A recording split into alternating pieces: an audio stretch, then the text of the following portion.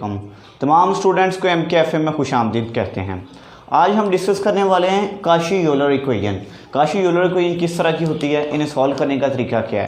हमने last video के अंदर डिस्कस किया था नॉन होमोजीनियस इक्वेशन और उससे पहले डिस्कस किया था होमोजीनियस इक्वेशन, यानी कि हर तरह की इक्वेशन को सॉल्व करने का, उसका सोल्यूशन निकालने का डिफरेंट मेथड होता है। तो काशी-यूलर इक्वेशन का भी एक अलग मेथड है, तो उसको किस तरह से हम सॉल्व करेंगे और हमें पता कैसे चलेगा कि ये काशी इक्वेशन है, काशी-यूलर इक्वेशन है, इसके बारे में हम बात करेंगे। सबसे पहले मैंने यहाँ पे लिखा हुआ है कि काशी-यूलर इक्वेशन किस तरह की होती है, यानी किस तरह के डिफरेंट डेरिवेटिव्स इन्वॉल्व होते हैं और यहाँ पे कोई फंक्शन होता है। यहाँ पे ट्रिग्नोमेट्रिक फंक्शन भी हो सकता है, एक्सपोनेंशियल भी हो सकता है, लॉग नेचुरल भी हो सकता है। अब देखते ही हमें कैसे आइडिया होगा कि ये काशी-यूलर इक्वेशन है, क्योंकि जब वो पेपर में देगा वो हमें नहीं बताएगा कि ये काशी-यूलर इक्वेशन है, इसको किस मेथड से सॉल्व करना है। हमें उसको देख के अंदाज़ा लगाना पड़ेगा कि क्या ये काशी-यूलर इक्वेशन है। अगर हमें लगे कि ये काशी-यूलर इक्वेशन है तब हम उसको सॉल्व करेंगे काशी-यूलर वाले मेथड से। तो हमें पता कैसे चलेगा। अब देखिए यहाँ पर dy/dx जो है, जो डेरिवेटिव है, उसको जो इंडिपेंडेंट वेरिएबल है यानी x जो है उसके साथ मल्टीप्लाई किया गया होगा। ये a0 a1 ये ज़रूरी नहीं है कि ये भी आ रहे हों, तो ये तो असल में कांस्टेंट है, ये आए ना आए कोई फ़र्क नहीं पड़ता इससे। लेकिन यहाँ पर जो वेरिएबल है इंडिपेंडेंट वेरिएबल वो लाजमी तौर पे आना चाहिए। जैसे कि x की रिस्पेक्ट में डेरिवेटिव लिया तो यहाँ पर x में होना चाहिए। और दूसरी बात, अगर जितना डेरिवेटिव यहाँ पर है, यहाँ पर n डेरिवेटिव है तो यहाँ पर x की पावर n होनी चाहिए, n-1 डेरिवेटिव है तो x की पावर n-1 होनी चाहिए। इसी तरह यहाँ पर 1 डेरिवेटिव है, 1 डेरिवेटिव है तो x की पावर यहाँ पर 1 होनी चाहिए। यहाँ पर x आएगा इस जगह पर। यहाँ पे कोई डेरिवेटिव नहीं है तो x की कोई पावर नहीं होनी चाहिए। तो ये हमारे पास इसकी एक हमें पता चलता है, इसकी निशानी है कि यहाँ पर जो एक इंडिपेंडेंट वेरिएबल होना चाहिए, दूसरा ये जितना डेरिवेटिव उतनी ही उस इंडिपेंडेंट वेरिएबल की पावर में होना चाहिए, तब वो इक्वेशन क्या होगी, काशी-यूलर इक्वेशन होगी। अब इसको सॉल्व कैसे करते हैं। We can convert this equation in linear differential form by substituting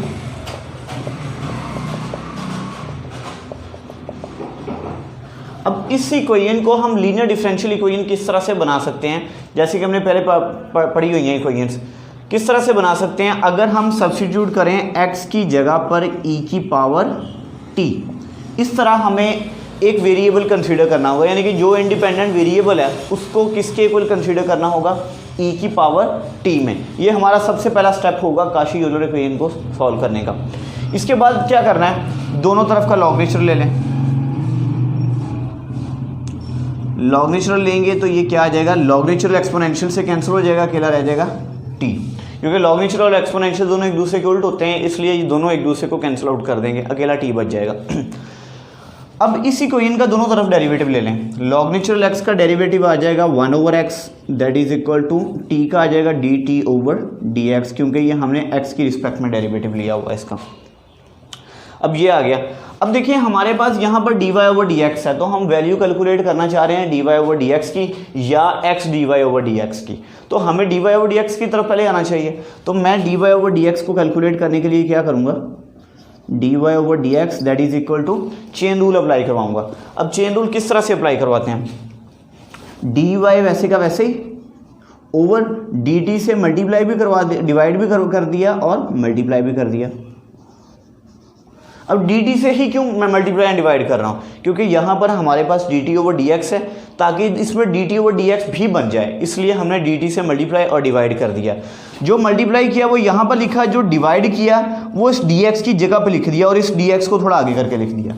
ये हमारे पास इसका चेन रूल बन गया, that is equal to dy/dx dot dt/dx की वैल्यू है 1/x, इसकी जगह पे 1/x पुट कर दिया। अब सॉरी यहाँ पे आएगा dy/dt, क्योंकि बटे में dt था। अब ये x इधर डिवाइड हो रहा है, इधर लाकर इसको मल्टीप्लाई कर दें इस साइड पे, तो ये बन गया x dy/dx that is equal to d y over d t d t. अब जिस तरह हम पीछे पढ़ते आए हैं डी ओवर डी एक्स को हमने नाम दिया था डी का, ये हम इस तरह से पढ़ के आए हैं पीछे, इसको डी का नाम दिया था। अब यहाँ पर है डी ओवर डी टी, तो डी ओवर डी टी को थोड़ा सा हम चेंज करके लिखेंगे, यानी डी नहीं नाम देंगे, इसको नाम दे रहे हैं डेल्टा का। तो काशी-यूलर इक्वेशन में डी ओवर डी टी का हमने जिक्र करना है, इसको डिस्कस करना है, तो उसके आपने क्या नाम देना है, डेल्टा का नाम देना है। तो डी ओवर डी टी की जगह पे मैंने डेल्टा पुट कर दिया और साथ ही जो वाई है वैसे का वैसे ही आ गया। तो x d y over d x किसके इक्वल आ गया, डेल्टा वाई के इक्वल आ गया। अब आगे मजीद सॉल्व करते हैं, क्योंकि ये तो x d y over d x है, अगर x square d square y over d x square आ जाए तो क्या करेंगे हम, उसके लिए बात करते हैं। ये एग्जांपल है, इसको बाद में देखते हैं, पहले हम इसको ज़रा सॉल्व कर लें। तो उसके लिए मैं क्या करता हूँ, ये वाली साइड हमारे पास रिजल्ट आया था d y over d x is equal to d y over d t 1 over x, ये वाला 1 ओवर एक्स जो है। अब इसका दोनों तरफ का डेरिवेटिव ले लें, क्योंकि हमें डबल डेरिवेटिव के लिए अब चेक करना है, फिर ट्रिपल के लिए चेक करेंगे। दोनों तरफ का डेरिवेटिव लेंगे तो ये क्या हो जाएगा, d square y over d x square that is equal to, ये इन पे प्रोडक्ट रूल लगा दें क्योंकि 2 टर्म्स हैं, तो 1 ओवर एक्स वैसे का वैसे ही आ जाएगा फर्स्ट टर्म। सेकंड टर्म का डेरिवेटिव, जब सेकंड टर्म का डेरिवेटिव लिया तो मैं कुछ इस तरह से लिख रहा हूँ, d square y over d t square dot d t over d x. अब इसको क्या किया है, हमने डेरिवेटिव लिया है एक्स की रिस्पेक्ट में, तो ऊपर था डी ओवर डी एक्स, असल में हमने ये डेरिवेटिव अप्लाई करवाया। जब डी इस डी से मल्टीप्लाई हुआ तो ये तो हो गया डी स्क्वायर, ये डी एक्स है, ये डी टी है, दोनों डिफरेंट टर्म्स हैं, या तो हम ऐसे लिखते हैं डी एक्स डी टी अलग अलग करके। तो मैंने क्या किया है कि वो जो डी एक्स था वो मैंने इधर लिख दिया, अब जो डी टी के साथ फिर मल्टीप्लाई और डिवाइड कर दिया ताकि ये डबल डेरिवेटिव बन जाए हमारे पास। दोबारा बता रहा हूँ, हमने डी ओवर डी एक्स की डेरिवेटिव लिया है, तो हमने जब ये डी ऊपर वाले डी से मल्टीप्लाई हुआ है तो बन गया डी स्क्वायर, और जब नीचे डी एक्स डी टी के साथ हम मल्टीप्लाई करने लगे थे तो क्या किया कि ये वाला डी एक्स सेपरेट करके लिख लिया और डी टी से मल्टीप्लाई एंड डिवाइड कर दिया। मल्टीप्लाई एंड डिवाइड करने का पर्पज़ ये था कि ये डबल डेरिवेटिव हमारे पास बन जाए। तो अब इसको हम आगे मजीद सॉल्व करेंगे। प्लस अब फर्स्ट फंक्शन वैसे लिखा, सेकंड का डेरिवेटिव लिया है, अब सेकंड वैसे लिखें, यानी d y over d t वैसे लिख लें और फर्स्ट का डेरिवेटिव ले लें। 1 ओवर एक्स का डेरिवेटिव हमें पता है ये -1 ओवर एक्स स्क्वायर होता है, और आप ऐसे भी कैलकुलेट कर सकते हैं, एक्स की पावर नीचे +1 है, ऊपर जाके -1 हो जाएगी। तो जैसे हम पावर रूल की मदद से डेरिवेटिव लेते हैं उस तरह भी निकाल सकते हैं, और क्वेश्चन रूल लगा के भी आप चेक कर सकते हैं इसे। तो ये निकाला हमने d square y over d x square. इसे आगे मज़ीद सॉल्व करते हैं। हमने d t over d x की कोई वैल्यू निकाली है,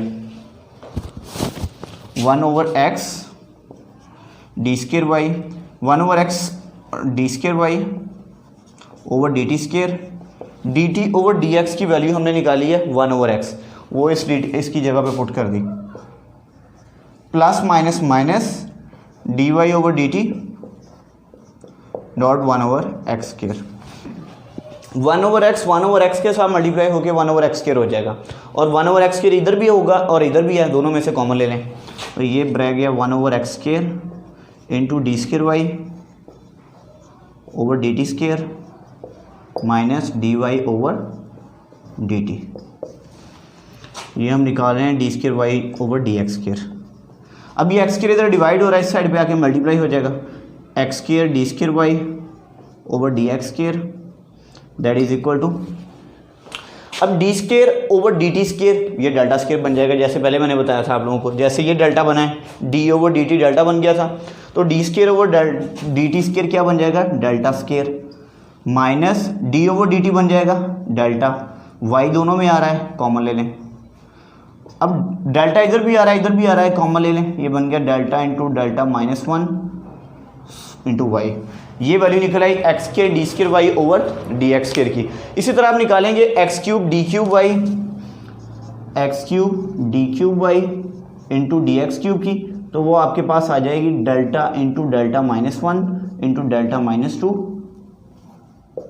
इंटू वाई। इस तरह सो ऑन ये चलते ही रहेंगे। आप x4 d4 y over dx4 की भी निकाल सकते हैं, सो ऑन n टाइम्स तक आप निकाल सकते हैं। तो इन्हीं वैल्यूज़ को यूज़ करते हुए हमने क्वेश्चंस को सॉल्व करना है, यानी कि वो वैल्यूज़ इस क्वेश्चन के अंदर पुट करेंगे और उसके बाद उसको सॉल्व कर देना है। सॉल्व करना बहुत आसान है, बस ये वैल्यूज़ को थोड़ा समझना था।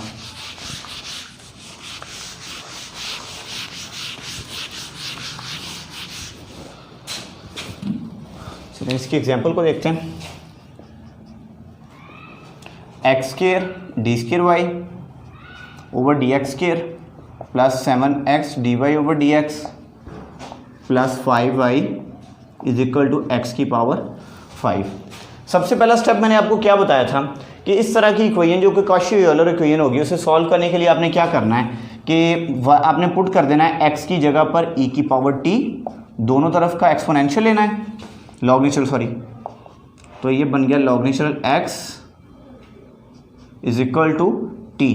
एक्सपोनेंशियल लॉग नेचुरल से कैंसिल हो गया तो log natural x is equal to t आ गया। उसके बाद अगला स्टेप क्या था, इसका डेरिवेटिव लेके रखना है, d t over d x is equal to 1 over x, और बाकी वैल्यूज़ का हमें पता ही है, x square d square y over d x square. अभी इसकी वैल्यू कैलकुलेट की हमने, delta into delta minus 1 into y, and उसके बाद x d y over d x की भी चाहिए, x d y over d x, उसकी वैल्यू डेल्टा वाई। बस ये वाली वैल्यूज इसके अंदर पुट कर दें और सॉल्व कर दें। X square d square y over d x square की जगह पे पुट कर दें ये डेल्टा इंटू डेल्टा माइनस 1 और 7y प्लस 7x वैसे का वैसे, d y over d x की जगह पे पुट कर दें डेल्टा वाई, यानी x d y over d x की जगह पे, x d y over d x की जगह पे आपने पुट कर देना है delta y, plus 5y is equal to x की पावर 5 है। x किसके इक्वल है, e की पावर t के, हमें x की पावर 5 चाहिए तो दोनों तरफ की पावर 5 ले लें, इधर भी 5 पावर अप्लाई करवा दें, इधर भी, तो ये क्या हो जाएगा, पावर की पावर आपस में मल्टीप्लाई हो जाएगी, e की पावर 5t बन जाएगा, यानी x की 5 की जगह पे लिख देंगे e की पावर 5t।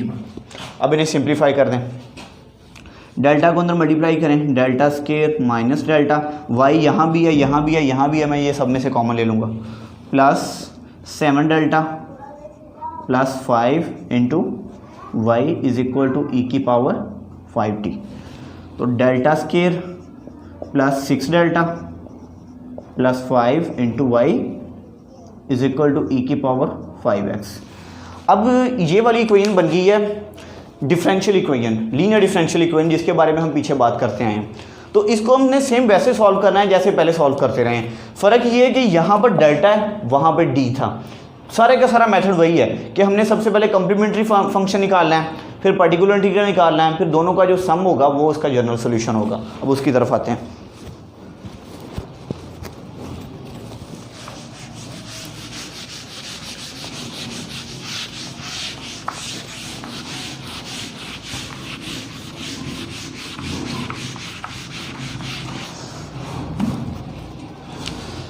अच्छा, सबसे पहले तो इसको हम लिखते हैं होमोजेनियस फॉर्म इसकी, क्योंकि कम्प्लीमेंट्री फंक्शन निकालने के लिए हमें पता है कि इसकी होमोजेनियस फॉर्म लिखनी होती है। उसमें क्या होता है कि इतनी टर्म 0 के इक्वल होती है, delta square plus 6 delta plus 5 is equal to 0, ये इसकी होमोजेनियस फॉर्म है।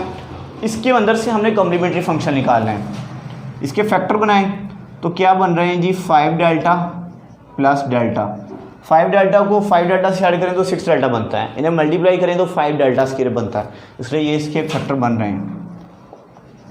फर्स्ट 2 टर्म्स में से डेल्टा कॉमन आ रहा है, अंदर रह जाएगा डेल्टा प्लस 5। सेकंड 2 टर्म्स में से कुछ कॉमन नहीं आ रहा, वैसे लिख देना, डेल्टा प्लस 5 इधर भी है इधर भी है, डेल्टा प्लस 5 कॉमन ले लें, अंदर बच गया ये delta plus 1 is equal to 0। अब दोनों को अलग अलग 0 के इक्वल रखें और डेल्टा की वैल्यू निकाल दें। डेल्टा की एक वैल्यू निकल आएगी -5, दूसरी निकल आएगी -1, ये इसकी 2 वैल्यूज़ निकल आएंगी। अब इसका कम्प्लीमेंट्री फंक्शन बनाते हैं, लिखते हैं y c is equal to C1 e की power -5x plus C2 e की पावर -x। इसी तरह बताया था ना कि फर्स्ट कांस्टेंट एक्सपोनेंशियल की पावर में फर्स्ट आंसर जो भी फर्स्ट उसका सोल्यूशन आया और 7 इंडिपेंडेंट वेरिएबल। इसी तरह प्लस सेकंड कांस्टेंट एक्सपोनेंशियल की पावर में सेकंड आंसर और 7 इंडिपेंडेंट वेरिएबल। ये इसका कॉम्प्लीमेंट्री फंक्शन निकल आया है। लेकिन हमारे पास जो हमारे पास जो इक्वेशन दी गई थी वो कुछ और तरह की थी, हमने इसको लिखना है उसी तरह की फॉर्म में जिस तरह के हमारे पास वो क्वेश्चन था। जैसे कि हमने लिया है x is equal to e की power 5t, x is equal to e की पावर 5t है हमारे पास ये वाला। इसे हम रिप्लेस नहीं करें, ऑलरेडी ये x की फॉर्म में आ रहा है, ये t की फॉर्म में नहीं है। अगर t की फॉर्म में होता यहाँ पर बल्कि सॉरी t आएगा, उसकी रीज़न ये है कि हमारे पास जो क्वेश्चन था, जो हम क्वेश्चन को लेके चल रहे हैं आगे, वो टी की फॉर्म में है और यहाँ पर भी टी है ये वाला, क्योंकि हमने इसको टी में चेंज कर दिया था, हमने इसको एक्स में चेंज करना है। तो x is equal to e की पावर 5t है, तो हमें चाहिए -5t। उसके लिए हम क्या करेंगे, दोनों साइड्स का इन्वर्स ले लें, यानी दोनों साइड्स पे पावर -1 अप्लाई करवा दें।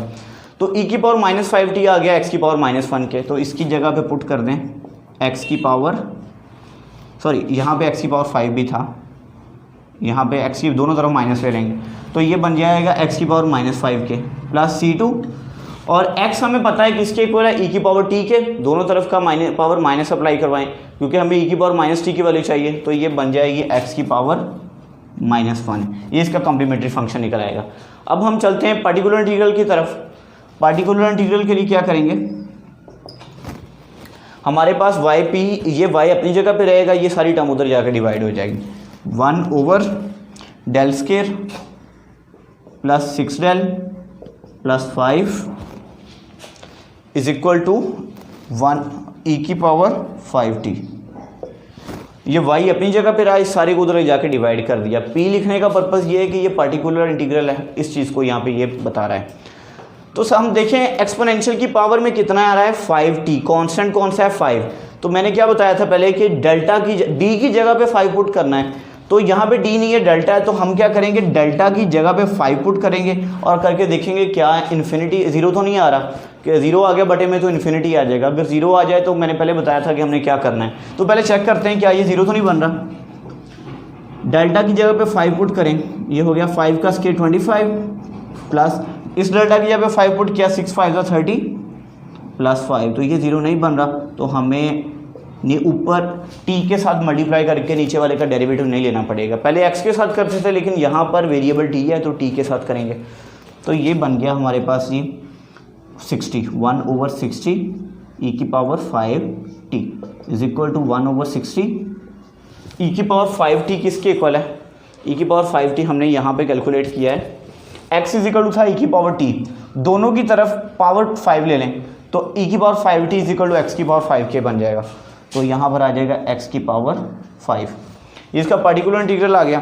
तो हम अब इसका जनरल सॉल्यूशन लिखते हैं। जनरल सॉल्यूशन कैसे लिखते हैं कि इन दोनों का सम कर दें, कॉम्प्लीमेंट्री फंक्शन और पार्टिकुलर इंटीग्रल का।